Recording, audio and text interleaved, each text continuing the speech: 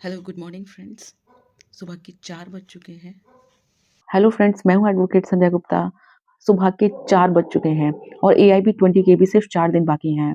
ये वीडियो बनाने का पर्पस मेरा यही है कि जो एआईबी एस्पायरेंट्स हैं उन्हें थोड़ा बहुत भी एंजाइटी है, फियर है या बहुत सारा कंफ्यूजन है, सो डोंट वरी, क्योंकि ये वाली वीडियो जो है वो आपके लिए गेम चेंजर हो सकती है। लास्ट मोमेंट पर मैं आपको कुछ ऐसे इंपॉर्टेंट टिप्स देने वाली हूँ जो आपको एआईबी 20 देने के लिए आपको हेल्प करेगी। सो बिना टाइम वेस्ट किए चलिए बढ़ते हैं हम आगे। अब से लेके एग्ज़ाम तक आपने कोई भी न्यू टॉपिक नहीं पढ़ना है, क्योंकि ये जो एआईबी एग्ज़ाम होते हैं वो कॉन्सेप्चुअल नहीं होते हैं, बल्कि आपका एक मेमोरी टेस्ट और एक फ़ैमिलियरिटी, आप मतलब आप बेयर एक्ट के साथ कितना फ़ैमिलियर हैं, आप अपने बेयर एक्ट को कितना जानते हैं, उस पर बेस होता है। तो आप उसी को ही रिवाइज़ करिएगा।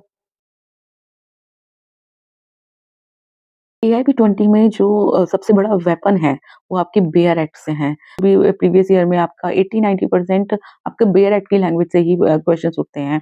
जो इम्पोर्टेंट बेयर एक्ट्स हैं, जो मेजर हैं, वो है सीपीसी, आपका बीएनएस, बीएनएसएस, आपका कॉन्स्टिट्यूशन, फिर आपका आता है एडवोकेट एक्ट्स, एविडेंस एक्ट, ठीक है? टॉर्ट है, स्पेसिफिक रिलीफ एक्ट है, एविडेंस एक्ट है, फैमिली लॉ है। तो इन सबको आप ज़रूर एक बार रिवाइज़ कर लीजिए। इनके इंडेक्स तो आपको मस्ट है कि ये 4 दिन बचे हैं, आपको इंडेक्स तो आपको बिल्कुल अच्छे से एक बार रिवाइज़ कर लेना, ताकि आपके माइंड में सेट हो जाए कि हाँ, कौन-सा सेक्शन या किस बारे में आपसे पूछा जा रहा है क्वेश्चन, तो आप जल्दी से उसको खोल के आप उसका सेक्शन लिख दीजिए या उसको प्रोवाइज़ो दिया है या जो भी उससे उसमें पूछा गया क्वेश्चन में आप उसको फटाफट फटाफट से उसको टिक कर सकें। बेयर एक्ट्स में आप लोग एक कलरफुल मार्किंग कर लेते हैं या कई सारे आप वो स्टिकी नोट्स चिपका लेते हैं, तो उनको प्लीज़ इतना मत करिए। सिर्फ़ आप अपने जो मेजर एक्ट्स हैं, उन पर आप फ्लैग कर लीजिए, ताकि आपको नेविगेशन में वो हेल्प कर सकें। जैसे आपके कॉन्स्टिट्यूशन है, सीपीसी है, बीएनएस है, बीएनएसएस है, बीएनएस है, एविडेंस एक्ट है, ठीक है? तो इनको थोड़ा-सा फ्लैग कर लीजिए, ताकि नेविगेशन में आपको ईज़िली आप उसको सर्च कर सकें, नेविगेट कर सकें। एआई भी अपना पैटर्न चेंज करता है बार-बार, लेकिन जो नेचर ऑफ क्वेश्चंस होते हैं वो सेम ही होता है। जैसे आपसे डायरेक्ट सेक्शंस पूछ लिए, आपसे प्रिंसिपल पूछ लिए, फैक्ट्स पूछ लिए और लीगल एथिक्स के में स्कोरिंग आपको ईज़ी होती है। आप ऐसा करिए, 1-2 जो है पीवाईक्यू मॉक जो है वो सॉल्व कर लीजिए, ताकि आपको फ्लो समझ में अच्छे से आ जाए कि किस तरह का पैटर्न होता है, किस तरह के क्वेश्चंस होते हैं। पेपर जो रहेगा वो 3 आवर्स का रहेगा, तो और पेरेंट्स के साथ उसको सॉल्व करना आपको पैनिक हो सकता है। तो इसके लिए आपको क्या करना है कि सबसे पहले आप जो ईज़ी और एथिक्स वाले क्वेश्चन्स होंगे उन्हें पहले कर लीजिए।